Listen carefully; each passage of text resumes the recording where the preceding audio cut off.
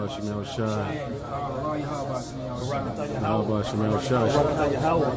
Barakatah YAHAWASHI Barakatah Yahawah Barakatah Yahawah Barakatah YAHAWASHI.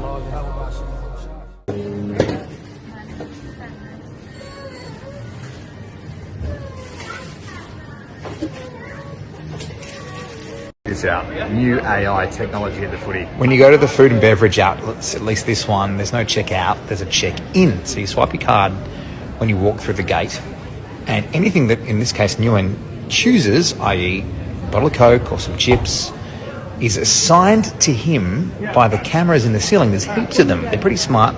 They recognise if you put something back, they recognise if you take something new, and then when you walk out the gates, it's charged to your card. In this case, Nguyen chose a chocolate bar. Just I don't want to get your details. Or your million. 485 for a chocolate. Yeah, it's stiff, but it's alright. It's all for a good cause, eh? Yeah. To all you goddamn scoffers, man. You know?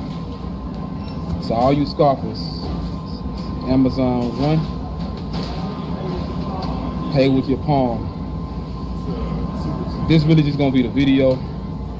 Because spent too much time that they gonna be shaking for me, you know? But this is it, you know? Why is this here? Look at that. You see what it's coming to. So we'll be the joke for right now, but very soon the joke gonna be on you. All right.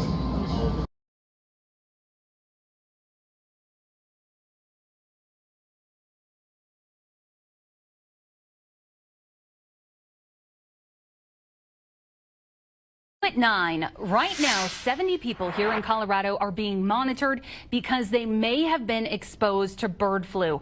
I've been checking in with the state regularly to see how we're tracking the bird flu virus since it spread to cows here in Colorado. Yeah, and the state health department, they're saying that they're working closely with affected dairies to monitor for any type of human illness.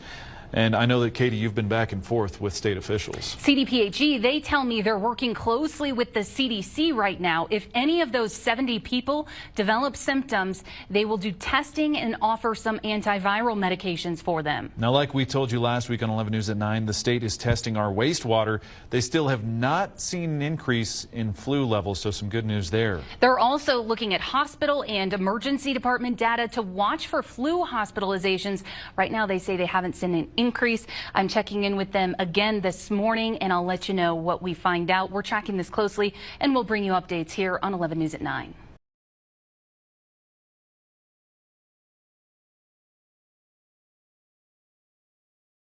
It was the COVID vaccine that won the race. Now the AstraZeneca shot is officially history, withdrawn from sale across the globe as its manufacturer faces class actions over rare and fatal side effects. It's the reverse lottery, a serious adverse effect from a COVID shot, but Mel Stewart's number came up.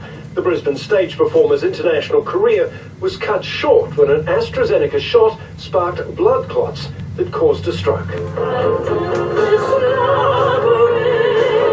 Her partner Ben Lewis put his own career on hold to care for her.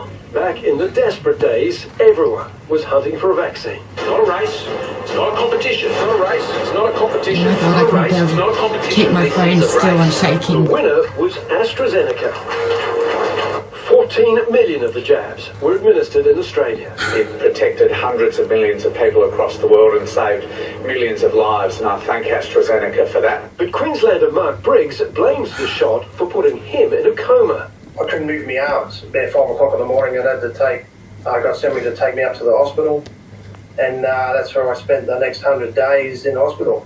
Officially, his case is not counted. The Therapeutic Goods Administration has officially linked 11 deaths to adverse reactions in Australia to the AstraZeneca vaccine. That's less than 1 in a million of all the shots that went into arms. But the vaccine was quietly withdrawn from sale here more than a year ago. AstraZeneca this week offered sympathy to anyone who has lost loved ones or reported health problems. The global shutdown, it says, is due to declining demand. Official Australian health advice remains for all Australians 18 and over to stay current with their COVID vaccinations because it reduces the risk of severe illness or death. Hugh Remington for 10 News First.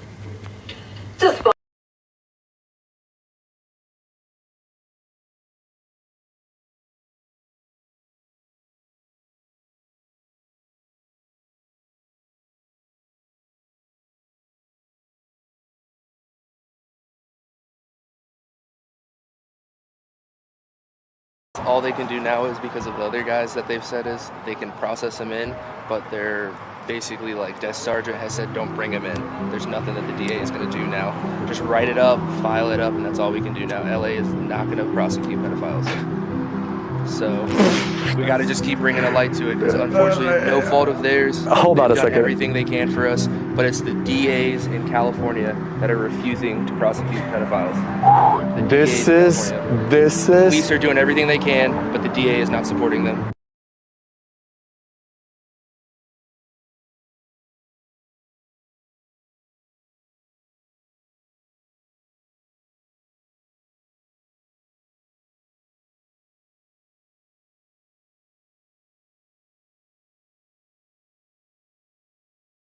Crazy things caught on camera. This is a McDonald's ice cream machine, and this guy took one apart, and literally there are just thousands of these little like worms or maggot type things that are inside of the ice cream machine. I think I'm scarred for life. Follow for more.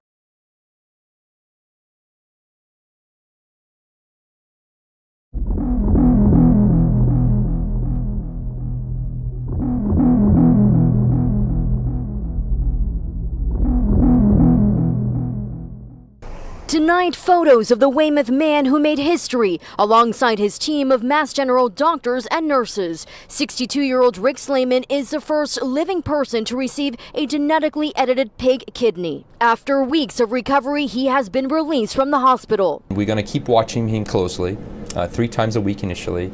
Blood work and seeing him in clinic. He is not speaking publicly about undergoing this pioneering surgery, but in a statement thanked his doctors, writing, "This moment, leaving the hospital today with one of the cleanest bills of health I've had in a long time, is one I wished would come for many years. Now it's a reality and one of the happiest moments of my life."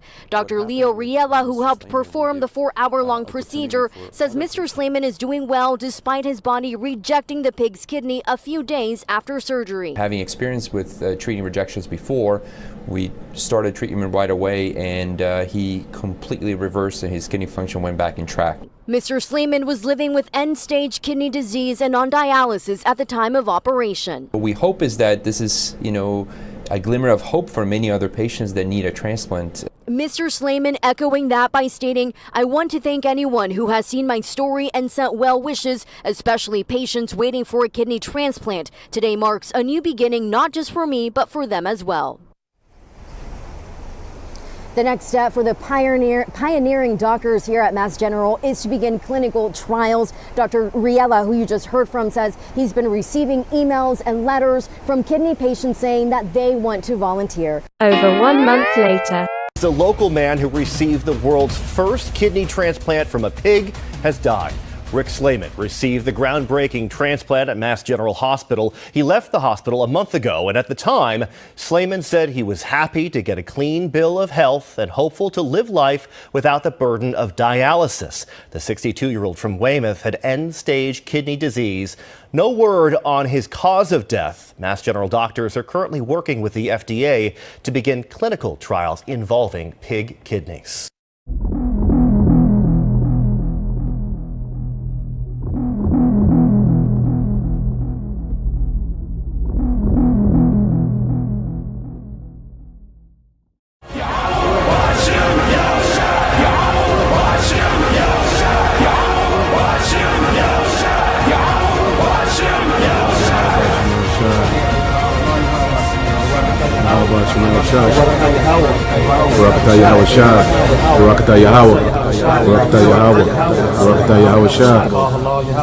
YAHAWASHI.